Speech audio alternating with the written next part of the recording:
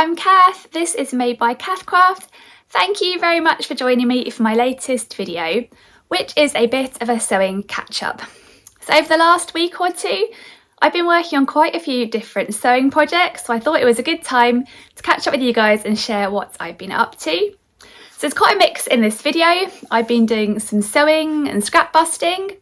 I've been doing some alterations as well. And I wanted to update you on how I'm getting on with my latest knitting project, but I'll put that at the end of the video. Oh, and I've got a new pattern to share that I bought this week as well. So yeah, quite a variety in this video, and it'll be nice to share it all before it gets to the point where I've got such a long list, the video ends up quite long. But before I start on sharing what I've been up to, I'll share as ever what I'm wearing today. And recently I've got in a bit of a rut on the clothes front, and I've just been reaching for the same thing every morning. Particularly on the days where I'm doing the school run, where I'm sort of still maybe half asleep. I'm trying to get my son and daughter ready, so my clothes are sort of the last priority. And I've just been grabbing for like a pair of leggings and a t-shirt, and then wearing that all day. I guess it's nice and comfy and easy.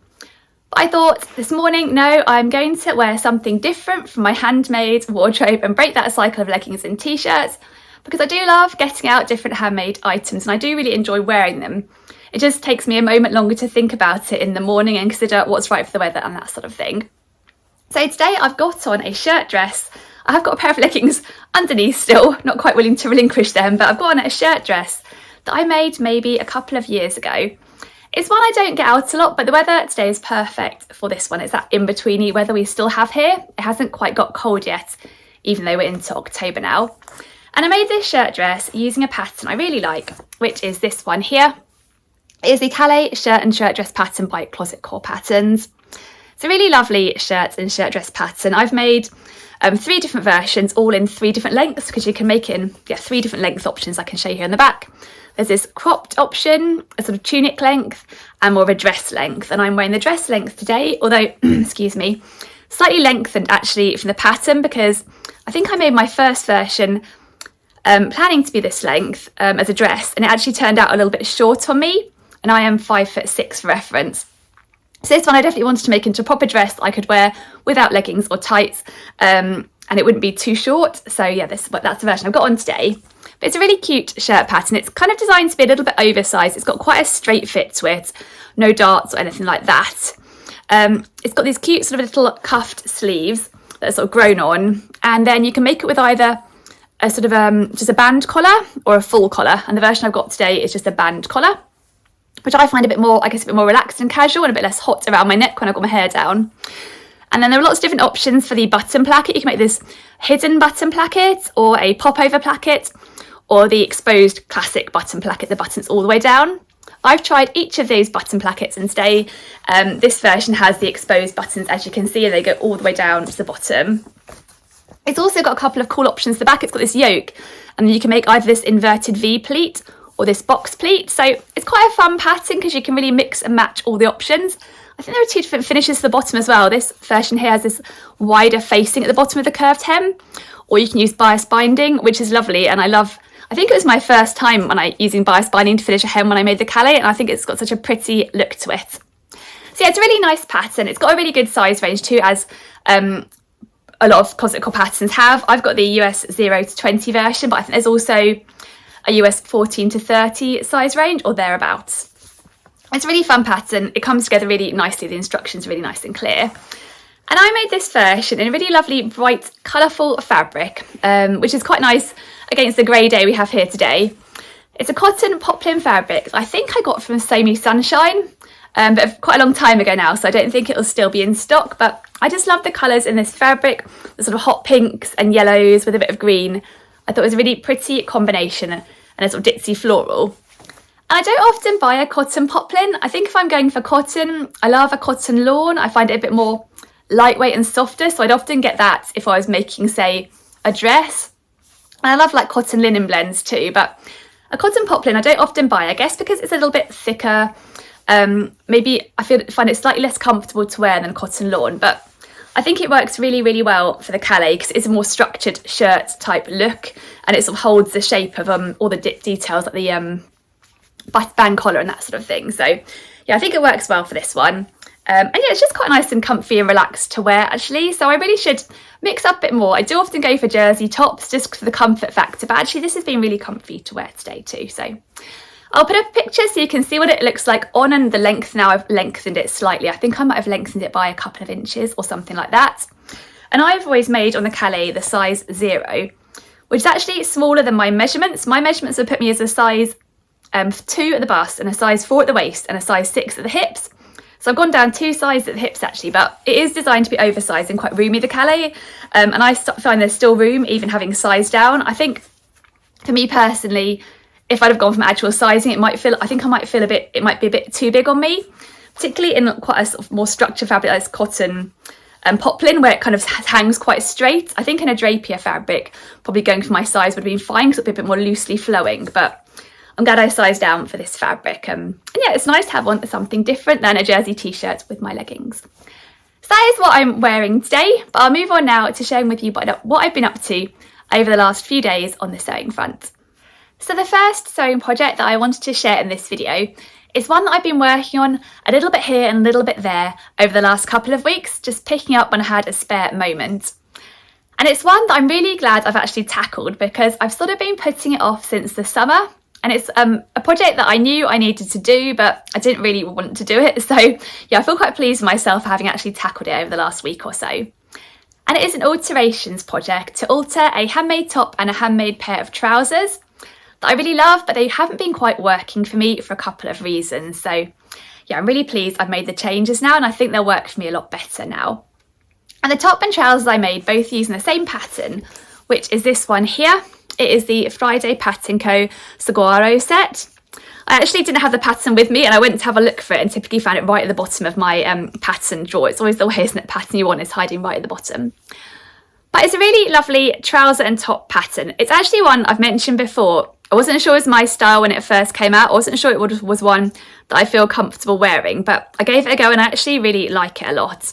So it's quite a summery set, I think. For this pair of elasticated waist, quite loose, wide leg trousers, and you can add on pockets and an optional little drawstring tie at the top. And if you make it in kind of swishy, summery fabric, it's perfect for a set of summer trousers, I think. And the top is this cute top with this sort of plunging V at the front and elastic under the bust. And then it's got grown-on sleeves that are quite loose and flowy. And you can add on an optional little tie at the front because it's quite a plunging V, so I guess that would bring it in a little bit more and add a little bit more modesty to it, I guess. So yeah, so it's a really cool trouser set that I'm really glad I gave a try. And I've made 2 versions of the top and 1 version of the trousers.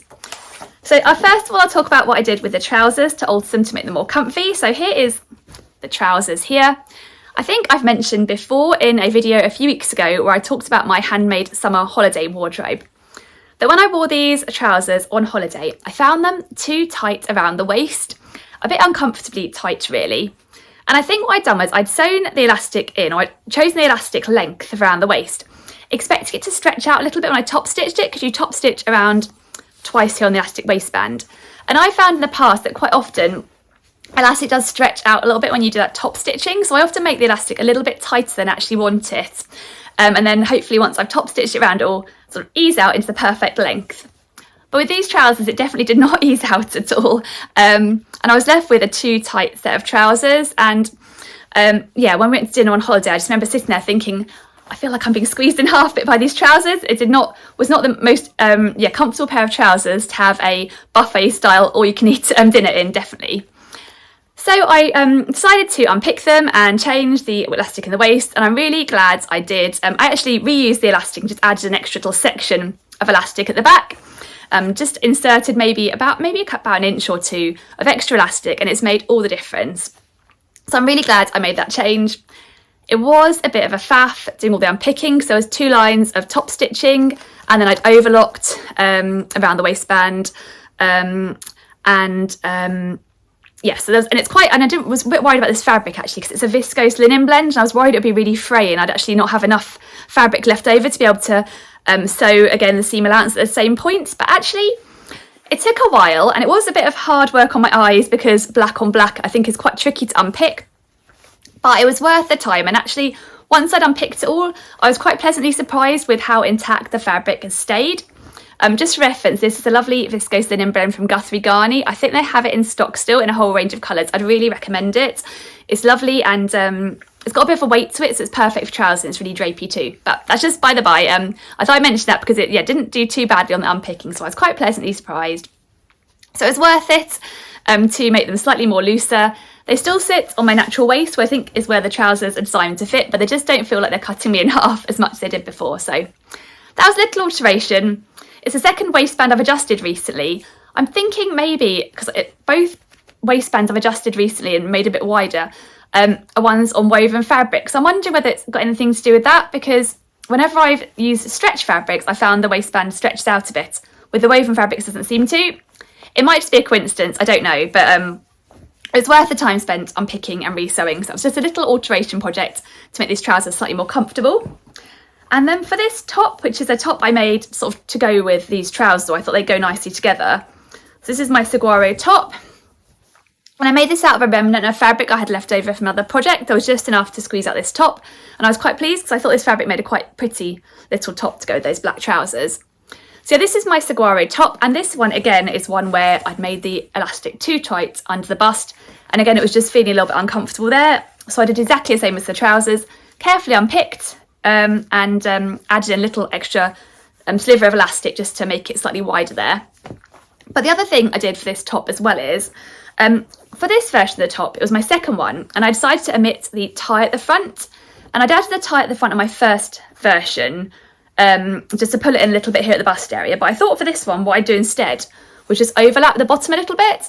So I kind of overlap the bottom bit, as you can see here, because I think on the actual pattern it's designed more to come together at the bottom rather than overlap those front pieces. And I thought that overlap would give me enough coverage without having to add the ties. But actually having worn it, I felt that it still felt a bit exposed, and that there was a lot of, maybe just a little bit too much showing there for my comfort. And I thought I could wear a little vest top underneath, but what I decided to do instead was, I decided to just add a little popper here. So you can see there's a little popper I've added on. I have a load of these in my stash. I think my mum bought me them a very long time ago when she gave me a few initial sewing supplies when I started sewing, and gradually I'm using the poppers here and there every now and then.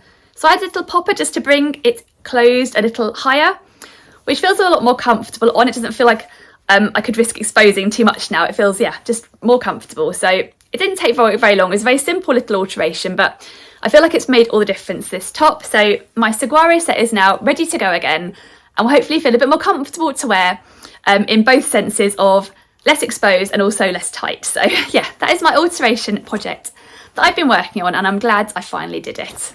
So the next sewing project that I've been working on over the last couple of weeks is sort of a mini project, because these were quite speedy sews, and they're part of a wider project that I've been working on this autumn, which is to sew myself some new pairs of handmade knickers. As my old short bought knickers are sort of giving up the ghost, I'm trying to replace them just with handmade knickers, and I've been scrap busting because I've been using up leftover cotton jersey remnants I've had from other projects to start these knickers. So it's quite a satisfying thing to sew, I'm finding, and it's definitely used up some of my smaller remnants, which are perfect for squeezing out a pair of knickers. So this is a pattern I love to use for my handmade knickers. It is the Iris Knickers pattern by Tilly and the Buttons and Evie Lelouve. I won't talk too much about this pattern because I've talked about it in a bit more detail in quite a recent video, I think, but I find it sews up really nicely. They're really comfy to wear, and it also comes with lots of different options built in, like different leg openings and different heights, so you can kind of mix and match all the options to make your perfect pair of comfy knickers. And also there are instructions inside for finishing the knickers with different types of elastic, so I find it to be quite a comprehensive pattern if you're looking to sew a pair of handmade knickers. So I've sewed up 2 more pairs over the last couple of weeks, again using leftover cotton jersey scraps I've had left over from other projects. So here are my 2 latest pairs of handmade knickers. And I actually used this fabric here, which is a Tilly and the Buttons fabric. I think maybe 2 or 3 years ago, Tilly and the Buttons released a small range of cotton jersey fabrics, and I got this one. I thought it was quite pretty. So it's a white cotton jersey fabric with these pretty pastel stripes on. And I sort of added on hot pink elastic on these knickers, which I thought was quite fun, and just happened to have a decent amount of it left over in my sort of fold over elastic stash to just about finish this pair of knickers. And I did stripe matching at the side, so that was quite satisfying. I know I don't really need stripe matched knickers because no one's really going to see them, but it made me feel pleased. I'm sure you as fellow sewists will appreciate the joy of stripe matching. So yeah, stripe matched them. That is the one pair. And then I had just enough of this fabric left over to make another pair. But this time I used white fold over elastic because I don't think I had quite enough of the hot for pink for 2 pairs, but I had this white, which I think also works well. And again, I stripe matched. I did nearly cut one of these pairs with the pieces so that the colours of the stripes would go in the 2 different directions on the front and back, but I realised just in time what I was about to do and managed to fix it, as they're not that it'd really matter. But I just find handmade knickers to be so comfy, and they bring me a bit of joy wearing them with these sort of fun prints. So yeah, it's a fun little speedy scrap buster project and something that I really enjoy wearing too. So that's like a perfect sewing project, I guess, that's yeah, using up something you already have and turning it into something you'll enjoy wearing. So yeah, and it was nice. It was having a Tilly and Buttons pattern sewn up in Tilly and Buttons fabric too. I thought that was quite a nice combination. So those are the 2 pairs of knickers. I think I'm going to give knickers sewing a break now because I've got quite a decent pair of handmade knickers now, so I don't probably need any more. So you probably won't hear me talking about sewing handmade knickers for quite a while now, but I thought I'd just share those 2 further pairs because I was quite pleased how they turned out. And I feel like I'm in the zone on the knickers sewing now in terms of how much to pull the elastic and the tension. So it's been quite nice to sew a whole load when I'm sort of in that zone and have a feel for exactly how much I need to pull that elastic to get the right tension around the leg holes and the waist. So yeah, those are my 2 pairs of new handmade knickers. So the next thing that I wanted to talk about in this video that I've been up to over the last week or 2 on the sewing front is I've been cutting out a couple of new projects ready to sew, and I'm really looking forward to sewing these 2 projects up. One is using a pattern I already have, but I'm making a different variation on it. And one thing is using a totally new pattern. But the fabric I'm using for both of these different sewing projects is this one here. I've only got a little scrap of it left because it's all been cut out. This is a jersey fabric. It's a rib knit fabric, which you can hopefully see on the camera. And it's a tencel jersey rib knit fabric. It's by Meat Milk. I bought it from Minerva. I'll link it down below. And I've sewn with it in a couple of colours already. But yeah, this is the black colourway, as you can see. And it's a lovely drapey, silky, soft fabric. Yeah, it's really, really stretchy. So great for sort of more close-fitting garments. And I've sort of been eyeing up this black colourway for a while. And I want to make 2 different garments out of this fabric. And the original garment I wanted to make, that I bought this fabric for, is this pattern here. I talked a bit about this in my recent video, which is my plans for autumn video, which I'll link up above. I'm talking in that video about a few different projects I've got planned for autumn. And this is one of them, which is to make a version of this doughy tank and dress pattern by True Bias. And what I'd like to do actually is make a short version of the dress. I haven't sewn the dress before, but I've had in my mind for a while that I'd like to sew myself a kind of cute sort of jersey mini dress that would work well maybe for summer. And I really like the idea of cropping off the Zoe dress and making it into that because I like the neckline, I like how it fits, so I thought it would be quite fun to crop it off and turn it into that dress that I've been thinking about in my head for a while. And I kind of wanted to make it in a black rib knit. I just thought that would work well and be something that I'd get a lot of wear out of, and something that's practical and that would be comfy to wear and hopefully wouldn't go out of style if it's in a black. So that was my plan. So I bought the fabric with this dress in mind. And I bought 2 meters of this fabric. I wanted to have a proper think about how much I needed because obviously the pattern doesn't tell me how much you need for a mini length version. It has fabric requirements for the full dress and for the tank, sort of crop tank top, and the sort of more longer tank top version. So what I did was I traced the dress length pattern off, and then I took some length out of it up to the point I thought I'd like the dress to hang to. I kind of held the pattern piece up against me and had a little play with the length to try to figure out how much sort of how big the pattern piece would be. And then I laid them out on the floor and I pretty much calculated how much it would be if I cut out 2 versions sitting one above the other, and it came out to just under 2 meters. So I thought I'll go for that, and hopefully that'll be enough to squeeze the pattern pieces out. So I need 2 dress pieces to the front, 2 dress pieces to the back, and then I thought I'd be able to squeeze all the straps next to the dress pieces so I wouldn't have to add extra length to that. And I wanted to make sure I didn't buy too much fabric because it is quite pricey fabric, so I didn't want to spend more than I needed to. So yeah, I got my 2 meters of fabric and I cut out all the pieces based on how I'd adjusted the pattern pieces, and they fit really nicely in terms of the length. I did need the full 2 meters, so I'm glad I got it. But I ended up with quite a decent strip down the side left over. So I thought I'd actually be able to squeeze one more garment maybe out of that strip down the side, and it's such lovely fabric, I wanted to make sure I used all of it. So yeah, my main plan for the fabric is the Zoe dress, and I will let you know how I get on with that once I start sewing it. But I've also got something else cut out in this fabric, and I decided to try a new pattern, and it's this pattern here, which is the Blommer tank top pattern by Paradise Patterns. You have to excuse my printer. I think the yellow might be going, so it doesn't look as pretty over here on the picture as it should do, because it's missing a bit of the yellow tones. But these are pictures of the Blommer tank.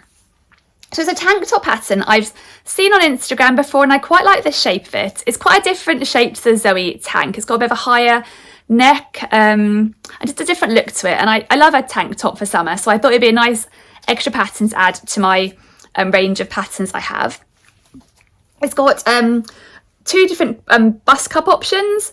I think a B cup and a D cup, so you can see this version has darts on it for the larger bust cup option, but I've cut out the B cup version here. And in terms of sizing, the pattern goes from an A to an L, which takes you from a bust of 30 inches up to a bust of 60 inches. So I had a look, and I think I fit within the size B. My measurement's pretty bang on for a B, or at least the bust and hip measurement for a B is my bust and hip measurements.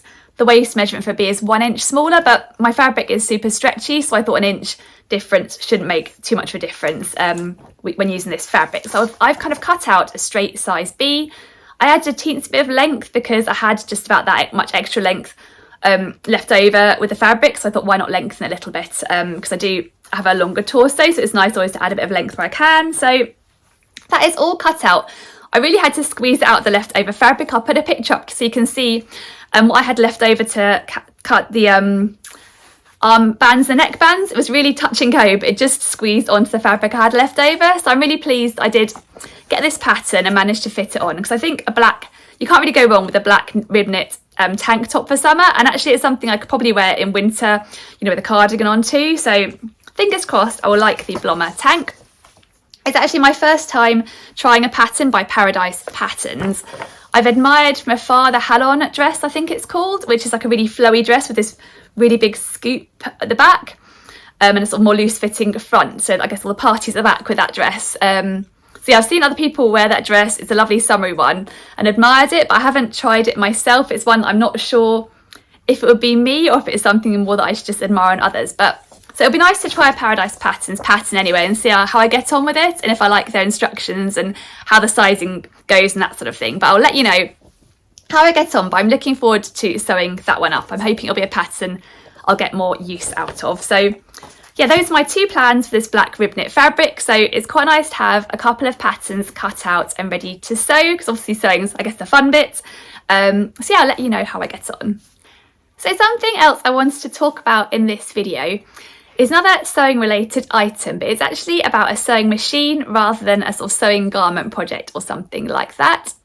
So I generally sew all of my garments and projects and everything on my lovely Cath Ambition 1.0, which I really love. I've had it quite a few years now, and yeah, I love using it. But I also do have one other sewing machine in the house, and it's been up in the loft for quite a long time now, and it is my granny's old sewing machine, which I've had since she passed away quite a few years ago now. When she passed away, my mum and sister already had their own sewing machines, so that one went to me. At the time I didn't have my Cath and I wasn't really doing any sewing. And it's been sitting in the loft for quite a while, but we had a bit of a clear out of the loft this last weekend, which it was well overdue. And I knew the sewing machine was up there, but I thought it'd be a nice opportunity when we were sort of rejigging everything up there to bring it down and have a little look at it. And I have used it a couple of times over the years, but only to do very basic things on it. But it is a Toyota 2440 sewing machine. I'll put a picture up so you can see what it looks like. I think it might be from the 80s, possibly, just like me. Yeah, it's quite a nice machine. It still works. Like, I've been able to plug it in, it sews, it does the job. But it hasn't got an instruction manual at the moment. It hasn't got many accessories like feet or anything. And I really like to get it up and working properly and give it a bit of TLC, so I could use it as a second machine. Say if my machine ever went in for a service, or maybe if my machine was struggling with a particular type of fabric, I could give it a go on the Toyota and see if it would work any better. It just seems a shame for it to be sitting up in the loft not getting any love. So we got it down, and I popped up a question on Instagram in stories asking for people if anyone had a Toyota and they had any experience of what needles it likes or any tips, and also if anyone knew where I might be able to get a manual.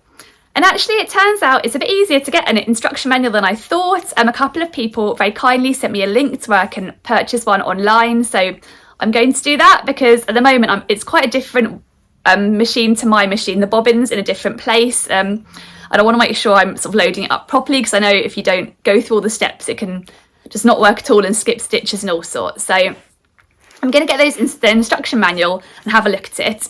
A couple of people also recommended it might be worth taking it for a service just to make sure it's nice and safe. One lady was saying she had a couple of machines from the 40s and 60s, and one of them had something had gone wrong and there'd been a little electrical fire. So obviously, yeah, something was not quite right on the electrics front there. So I think I'm going to try and find a local shop or a local sewing machine repair person who could maybe do a service on it to make sure it's all properly running. As I said, I have used it a couple of times and it seems okay, but I figure it can't harm and it may make sure it's working at sort of prime operating anyway.